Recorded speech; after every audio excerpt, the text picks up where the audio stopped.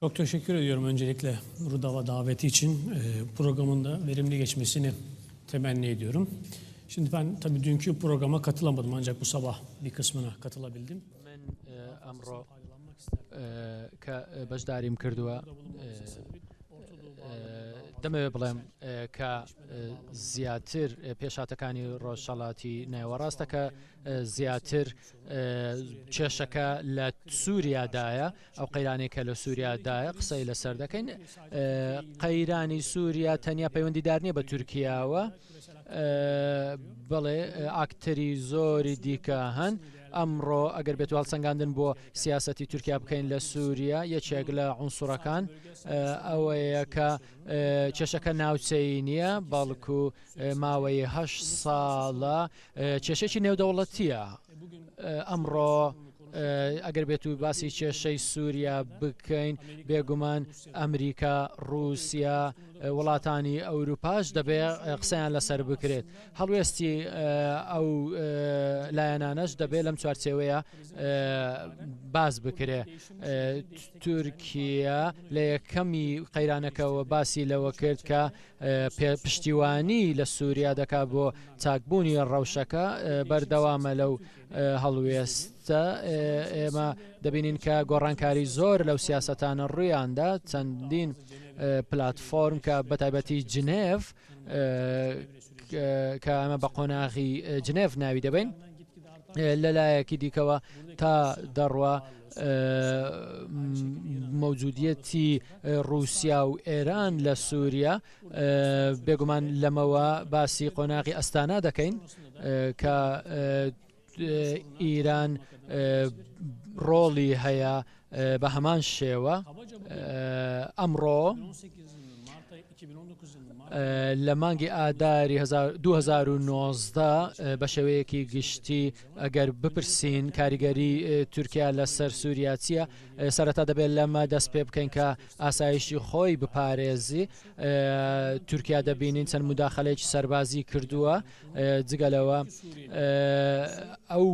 سووریایانەی تورکیایە کە 3.5 بە نزیکەی ملیۆن کۆچبەری سووری لە تورکیایە بەشێکی زۆری لە ئیستەنبوڵ و شارە گەورەکانیشدایە بێگومان تورکیا قورساییەکی ئێکۆنۆمی زۆری لەسرە هەروەها قورسایی کۆمەڵایەتیشی لەسرە کە و کۆچبەرانی گلداوەتەوە کێشەکە چی زووە کێشەکان چارەسەر بکرێن نۆرماڵ بوونەوەی دۆخەکە بێگومان بۆ فراهەمکردنی ئەمانە لە چوارچێوەی UN لە جنێڤ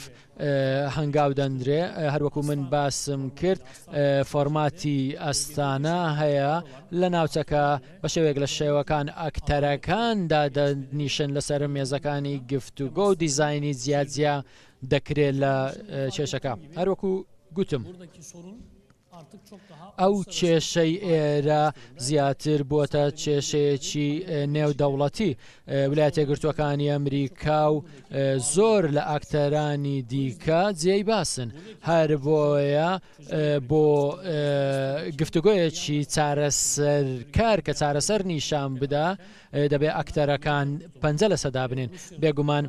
هەڵوێستی ئەمریکا هەڵوێستی رووسیا دەبێت پەنجەیان لەسەردا بنێن لەم نێوەندەدا تورکیا بەتایبەتی کە بگەڕێنەوە بڕیارەکەی دۆناڵد ترەمپ بۆ کشانەوەی سەربازانی لە سووریا تا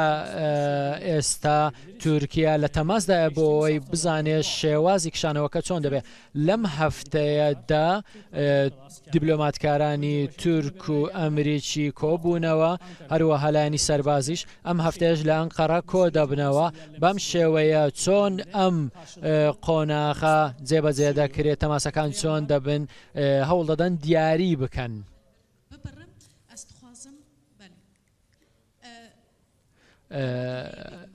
سورە نزڤار تێکرار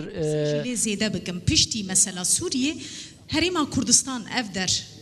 ji bo Tirkiyê hevkareke stratejîke yan na di siyaseta Tirkiyeyê ciyekî çawa digire di siyaseta derve ya Tirkiyeyê û li Sûriyê meselen li gel Kurdên Sûriyê jî تورکیە دکارە پەیوەندیەکە وەکە یا هەرێما کوردستانê deyne yan na eger deyne wê sûda wê ji bo Tirkiyê çi be eger daneyne zirarên wê çine li gor dîtina we kerem ke. Şimdi Türkiye'nin gerek Suriye gerek Irak siyasetinde سیاسەتی تورکیا هەم لە سووریا هەم لە عێراق دەمیدرێکە لەگەڵ هەرێمی کوردستان لە چ پەیوەندێکدایە بێگومان لە ساڵانی دوایی پێشکەوتنی بەخۆیەوە بینی هەروەها لەم ئەم تەماسە دەبینین بەڵێ بەردەوامە و باسی گشتپرسیش بکەین ئەوە ڕووداوەکان دیارن ئەگەر بگەڕێنەوە سەر سووریا بەتایبەتی دەزانین پێشمەرگەی ئێرە کە لە سووریا بینیتان چه هەنگاوێک لەو بارەیەوە نرا هەرێمی کوردستانی عێراق بێگومان لەو ئاسەدایە کە دەیبینین ئەگەر بێت و باسی سووریا بکەین کوردان عنسوڕێکی گرنگن بەڵام ئەگەر بینە سەر پەکەکە بێگومان تورکیا کێشەی ئەمن و ئاسایشی هەیە لە بەرامبەر ئەو ڕێکخراوە و درێژکراوەکەی بێگومان تورکیا لەو پێشهاتانەدا دەیەوێ لە پەنجەرەی ئاسایشی خۆیەوە هەڵسەنگاندن بکە بۆیە بوونی سەربازی پەکەکە لە ناوچەکە تورکیا نیگەران دەکات ئەگەر پێویست بێ لە پلاتفۆرمەکان لە کۆبنەوەکان ئەمە باز دەکات ئەمڕۆ ئەو چەکەی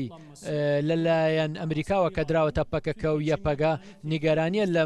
لای تورکیاوە تورکیا دەیەوێ چی زووە ئەو چەکانە کۆ بکرێنەوە بۆیە بۆ ئەمە هەوڵەکانی تورکیا بەردەوامن لە قۆناغەکانی داهاتووشدا لە سیاسەتی تورکیا پێشینەی کارەکە بۆ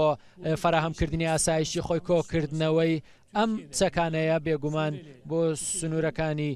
سووریا و تورکیاش ئەگەر بێت و ناوچەکە دا ئاسایش پارێزراو بێ ئەو کاتە زەمینەیەکی وەها لەبار دەڕەخسێ کە پشتیوانی باشبوونی ڕەوشەکە دەکات بێگومان بەڵێ سووریایی هەن لەو ناوچانە دەبینین کە ئەو سووریایانەی کە دەگەڕێنەوە ناوچەکە بێگومان بە شێوەی جیا هەن دەبینین لێرەش کۆچبەرانی سووریا هەروە لە تورکیاش کۆچبەرانی سووری گلدراونەتەوە بێ ئەوەی جیاوازی بکرێت لە نەتەوە و لە ڕەنگیان بێگومان لە ساڵانی 1990 کە دەبینین ئەو کێشانەی لە ناوچەکەدا بووە هاوکاری دراوسەیانی بەدوای خۆی داهێناوە